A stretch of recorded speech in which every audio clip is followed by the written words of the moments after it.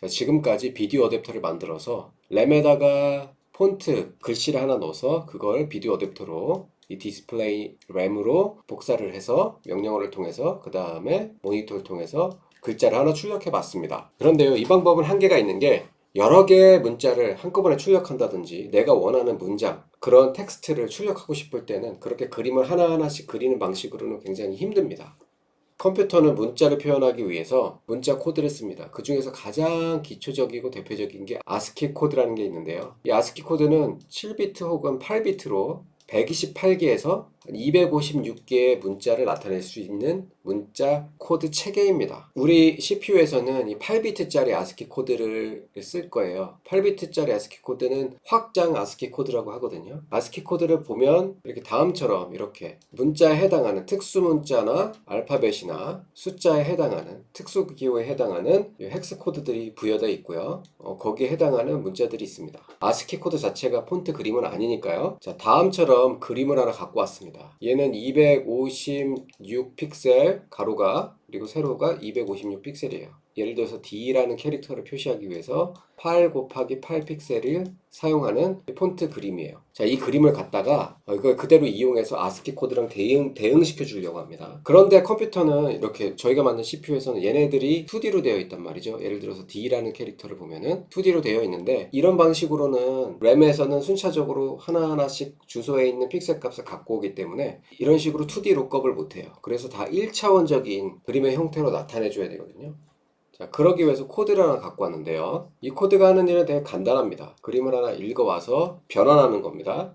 그리고 이 바이너리 파일에서 8비트, 8비트, 16비트 메모리 어드레스를 쓰기 때문에 16비트에 해당하는 어드레스가 기본적으로 들어가고, 이게 말하자면 이게 바로 칼라 값이에요. 칼라도 16비트니까. 그리고 이미지 가로 세로 크기, 그리고 중요하게 여기서 오프셋을 줬는데 램의 00번지부터 이 폰트가 그림이 채워지면 안 되기 때문에 특정 오프셋을 2048 곱하기 10이라는 10진수로 줬어요. 자, 그러면 그만큼 램에서 처음부터 이 폰트가 채워지지 않고 이 오프셋에 해당하는 주소만큼 떨어진 다음에 그 이후부터 이 폰트가 채워지게 됩니다. 그 위에는 프로그램을 채워야 되겠죠. 이 프로그램은 이 폰트 데이터를 룩업을 해서 픽셀 데이터를 갖고 와서 비디오 어댑터로 보내주는 프로그램이에요. 자, 그리고 이 폼은 두 개가 나오는데 하나는 X축이고 하나는 Y축이에요. 여기에는 폰트가 몇 개 있냐, 가로축에는. 그게 빈 X고요. 세로축에는 폰트가 몇 개 있느냐, 빈 Y입니다. 각각 16개씩, 16개씩 있습니다. 자, 그만큼 돌면서 그림을 하나씩 잘라내와요. 그게 이게 픽스 크롭이라는 데가 여기 들어가고요. 그리고 얘네들을 리스트화 시켜서 각각의 폰트들을 따로따로, 그래서 결국은 이 이미지의 어떤 부분에 있는 이 픽셀 있잖아요. 이 폰트가 있잖아요. 이미지의 주소가 어디로 바뀌냐면 어느 쪽으로 가서 1차원으로 이렇게 붙은 그림으로 전부 다 바뀝니다.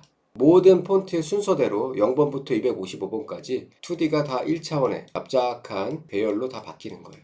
다시 이거는 여러분들에게 그림을 보여주기 위해서 그림 파일로 다시 변환된 걸 다시 저장을 했어요.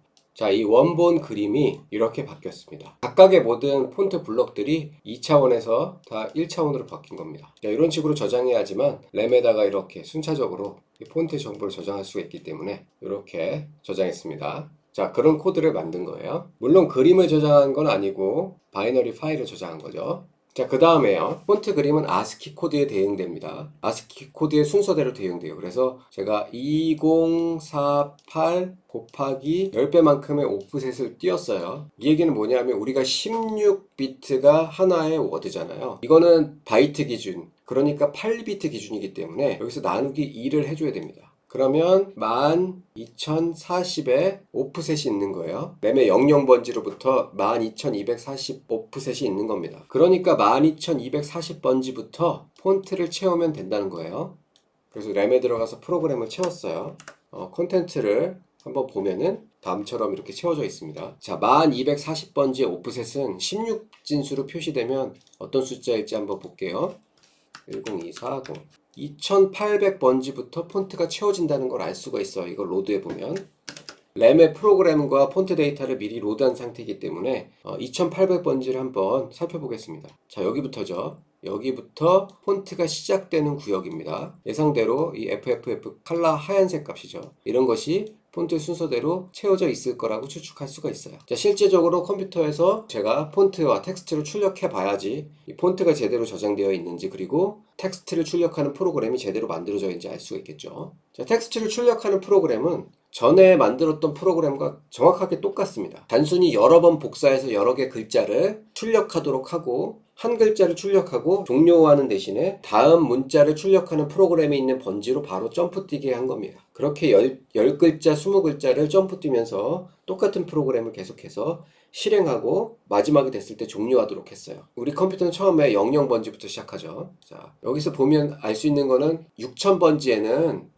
폰트에 아스키 코드 값을 이렇게 계산한 16진수 코드를 넣어놨어요. 이 3D C0는 뭐냐면 W를 나타내는 아스키 코드, 헥스 코드로는 57, 그리고 10진수로는 87에 해당하는 폰트 그림이 시작되는 램의 주소예요. 자, 이걸 어떻게 계산했냐면요. 램에서 폰트가 시작되는 번지가 2800번지부터라고 했죠. 헥스 코드로 2800번지를 나타내는 10진수 10240 거기 더하기 아스키 코드의 값이 지금 87번이죠. 10진수로 87 곱하기 폰트 하나당 그림의 사이즈가 얼마나 되냐면 가로 세로 8픽셀 8픽셀이죠. 그럼 64픽셀이란 말이죠. 그럼 64픽셀마다 그 주소가 옮겨갑니다. 그래서 87 곱하기 64를 하면 2800번지를 나타내는 10240과 더하면 15808이 나오는데, 그게 헥스 코드 값으로 3DC0예요. 이게 바로 대문자 W를 나타내는 우리 컴퓨터에서 폰트 주소입니다. 아스키 코드 값을 이 오프셋과 이 폰트 사이즈 64 그리고 아스키 코드와 곱해서 이 주소 값을 계산했어요.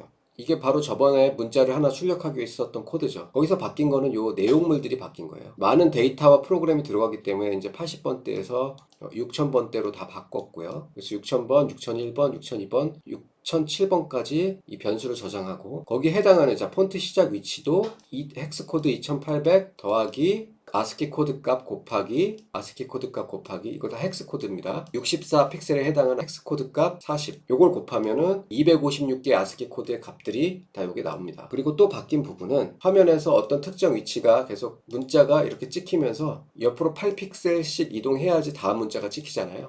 자, 그걸 고려했고요. 그리고 다음 줄로 이동하면은 256픽셀 곱하기 8만큼 이동하는 부분을 거기다 집어넣고요. 그리고 한 문자 찍고 바로 종료하는 게 아니라 000번지에는 코드 하나 W가 시작되고, 그 다음에 100번지로 점프 뛰어서 문자를 하나 똑같이 찍고, 그 다음에 200번지로 점프 뛰어서 문자를 찍어서 2400번지까지 30 몇 개 정도 됩니다. 이 정도 문자가. 자, 그거 똑같은 프로그램 이 전체를 카피해서 붙인 거예요. 그러니까 프로그램이 상당히 깁니다. 안에 있는 변수값만 바꿔서 그냥 계속 반복문을 계속 돌게 하면 되는데, 그렇게 하지 않고 일단은 무식하게 한번 해봤어요. 문제가 제대로 찍히는지 보기 위해서. 자, 이게 원본 프로그램과 가장 유사하죠. 0번부터 74번 헥스 코드까지 있는 게 전에 문자 하나를 찍었던 프로그램의 거의 대부분 동일한 코드입니다. 이걸 몇 번 반복하냐면 100번지로 점프 뛰어서 100번지 점프 뛰는 부분이 여기 있습니다. 이 문제를 다 찍었으면 100번지로 점프 뛰어라. 그럼 일로 갑니다. 일로 가서 4040에 해당하는 폰트를 찍어요.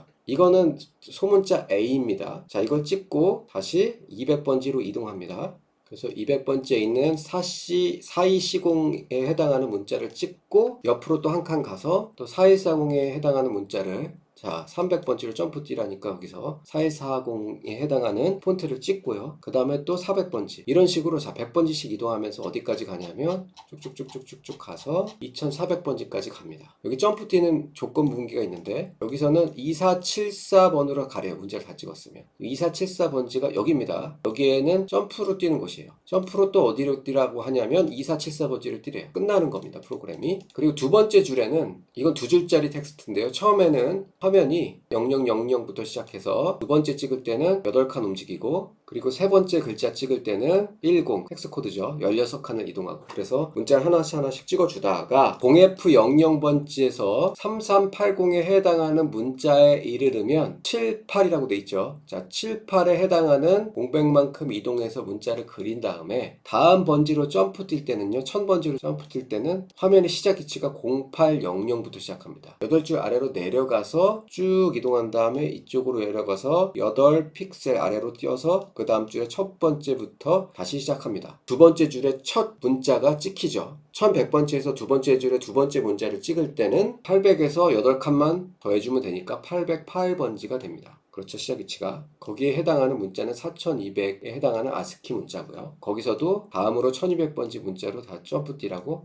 계속해서 합니다. 이런 식으로 프로그램이 돌아가는 거예요. 자, 그런 식으로 해서 프로그램을 다 로딩한 다음에 다시 컴퓨터로 돌아와서 제 프로그램이 어떤 문장을 출력할까요? 궁금하지 않으신가요? 자, 프로그램을 돌려보도록 하겠습니다. 자, 첫 번째 글자는 이미 제가 말씀드렸죠. 자, W가 될 거예요. W. 글자 W. W를 이렇게 지금 실시간으로 출력하고 있습니다. 저는 그동안 좀 지루하니까 책을 좀 읽고 있겠습니다. 제가 요즘에 산책 중에서 가장 재밌게 읽고 있는 책이에요. 블랙홀과 시간여행이라는 킵송 교수가 쓴 책입니다. 인터스텔라라는 영화에서도 제작하는데 많은 도움을 준 굉장히 유명한 물리학자인데요. 그 사람이 책을 아주 잘 썼어요. 재밌게 읽고 있습니다.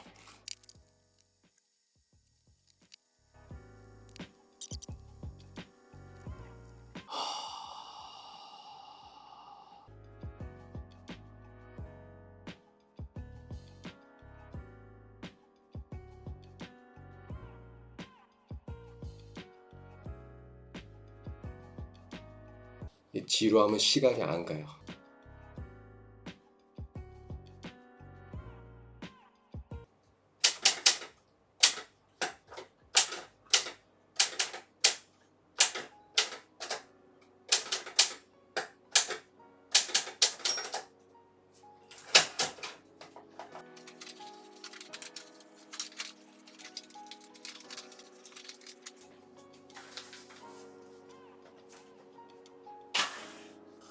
Matrix has what?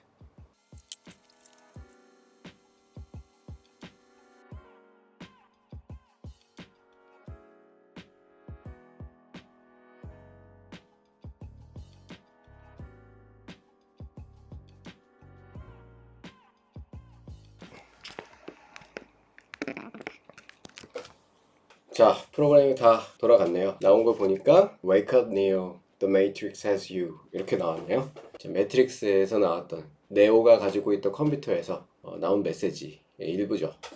피곤하네요. 이거 1시간 정도 걸린 것 같은데 자, 오늘 강좌는 이것으로 마치겠습니다. 감사합니다.